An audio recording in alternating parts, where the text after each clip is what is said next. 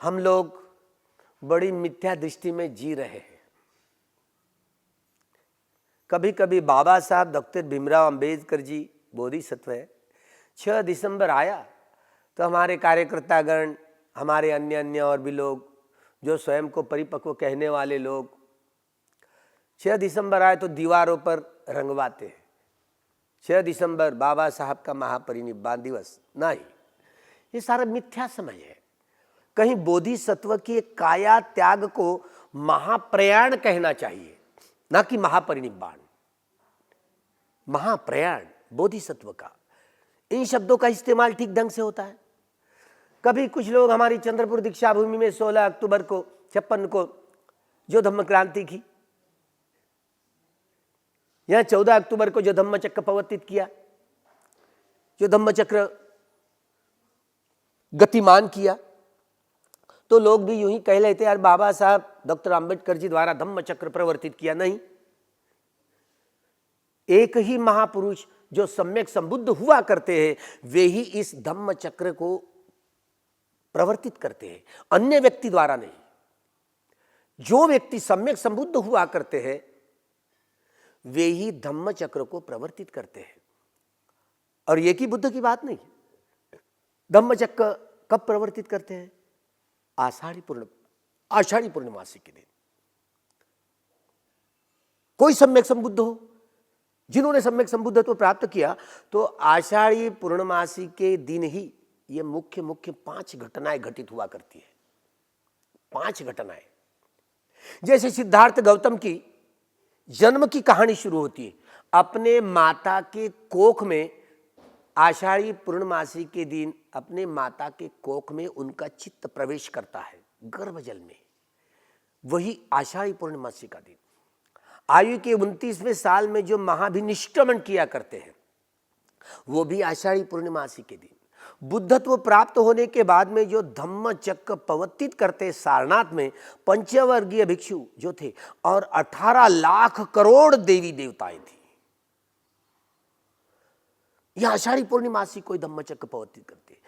चौथी घटना भगवान के वर्षावास का जो प्रारंभ हुआ करता है, भगवान के वर्षावास का, भगवान के भिक्षु संघ का, आषाढ़ी पूर्णिमा हर सम्यक संबुद्ध के समय में वर्षावास का प्रारंभ आषाढ़ी पूर्णिमासी को है। और 5वीं जो घटना है, भगवान का संघ उत्पन्न होता है। हर सम्यक संबुद्ध की बात, एक ही केवल सिद्धार्थ गौतम की ही नहीं, हर सम्यक संबुद्ध के जीवन काल में यह 5 घटनाएं, संघ की उत्पत्ति भी इसी पूर्णिमा से हुआ करती है, आषाढ़ी पूर्णिमा से। सभ्य बुद्धा समसमा 5 घटनाएं इस सम्यक संबुद्ध के जीवन काल में एक समान हुआ करती है। तो भला धम्म, इसीलिए आषाढ़ी पूर्णमासी को धम्म चक्र प्रवर्तन दिवस के रूप में कहलाया। अभी तो यूं ही गुरु पूर्णिमा कहते, गुरु प्रधान हुआ धर्म गौण हुआ, गुरु प्रधान हुआ धर्म गौण। तो हर सम्यक संबुद्ध द्वारा धम्म चक्र प्रवर्तन यह आषाढ़ी पूर्णिमासी के दिन हुआ करता है। बोधिसत्व परम पूज्य डॉक्टर बाबा साहब आंबेडकर जी द्वारा जो सामूहिक धर्मांतरण का समारोह हुआ नागपुर की पवित्र दीक्षा भूमि पर, वह धम्म क्रांति थी, धम्म चक्र गतिमान करने का दिन था, ना कि धम्म चक्र प्रवर्तित करने का दिन। जैसे कि चंद्रपुर की दीक्षा भूमि वाले लोग कहते धम्म चक्र अनुवर्तन दिन था। तो धम्म चक्र अनुवर्तित कौन करता है? ये अनुवर्तन सूक्त में आता है। आप पढ़ते नहीं हो, शब्दों का कहीं पर भी इस्तेमाल किया करते हो। तो शब्द है ना, भगवान की मूल वाणी में खूब गहराई से समझे, तलस्पर्शी गहराई में जाकर के बातों को ठीक से समझे तो ही समझ में आएगी। अरे ठीक से समझे नहीं, किसी शब्द को कहीं पर भी इस्तेमाल करने लगे तो मिथ्या दृष्टि हो जाएगी। बखूबी से समझे। इसलिए अनुवर्तन, धम्म चक्र अनुवर्तन कौन करता है? जो भगवान के दाहिना और बाया हाथ अग्र शावक हुआ करते हैं। जो अग्र शावक जैसे सारीपुत्र, ये दाहिना हाथ, और महामुग्गलैन बाया हाथ, ये दोनों, ये भगवान के जो आर्य शावकों में ये जो अग्र थे, ये अग्र शावक ही लोग अनुवर्तन किया करते हैं। उन्हीं के ही एकाधिकार की बात होती है, अन्य व्यक्ति अनुवर्तित नहीं करता है। इन बातों को गहराई से समझे, मूल वाणी को पढ़ते नहीं है और बाबा साहब अम्बेडकर जी ने चंद्रपुर की दीक्षा भूमि पर अनुवर्तन किया, धम्मचक्र का अनुवर्तन किया। इन बातों को रगड़ते हैं तो मिथ्या दृष्टि, मिथ्या धारणा है आपकी। ठीक बातों से, इसलिए बातों को ठीक तरीके से समझे। केवल भगवान के जो अग्र शावक हुआ करते हैं वे ही धम्मचक्र अनुवर्तित करते हैं। बोधिसत्व जो हुआ करते हैं, जो धम्मचक्र गतिमान करते हैं, तो धम्मचक्र ये धम्म क्रांति ब्राह्मीणवाद को समझते हुए फिर से द्वितीय बुद्ध शासन के वे कर्णधार बने। बुद्धं शरणं धम्मं, जो छठा संगायन हुआ, छठे संगायन जो म्यांमार में हुआ, उन छठे संगायन में बाबा साहब अम्बेडकर जी थे। बाबा साहब अम्बेडकर जी द्वारा जम्बूद्वीप की सारी सच्चाई कहलवाई गई। मैं भी जाऊंगा, वो जो 17 मई 1956 को जब बुद्ध जयंती का दिन आने वाला था, मैं जाऊंगा जम्बूद्वीप में और वहीं पर पंढरपुर में इस धर्म क्रांति को दोहराऊंगा, धर्मचक्र गतिमान करूंगा। घोषणा की।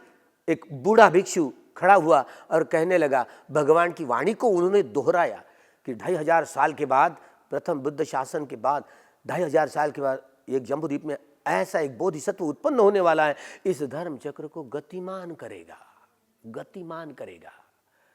तो वही बोधिसत्व हो सकता है। एक बूढ़ा भिक्षु जो पका हुआ, तपा हुआ खड़ा हुआ, कहने लगा कि वही वे बोधिसत्व हो सकते हैं जो भगवान ने 2500 साल के बाद जम्बूद्वीप में फिर से एक बोधिसत्व उत्पन्न होंगे और इस धर्म चक्र को गतिमान करेंगे। इस बातों को, भगवान की वाणी को दोहराया। तभी से विश्व के सारे लोग बाबा साहब अम्बेडकर जी को बोधिसत्व कहलवाने लगे। बोधिसत्व, भावी बुद्ध, जिन्होंने जाति व्यवस्था की बेड़ियों को तोड़ रगड़ के राख कर दी और कानून द्वारा जो पुरातन यह जाति व्यवस्था जो पुष्यमित्र सिंह द्वारा बनाई गई, प्राचीनतम नहीं है।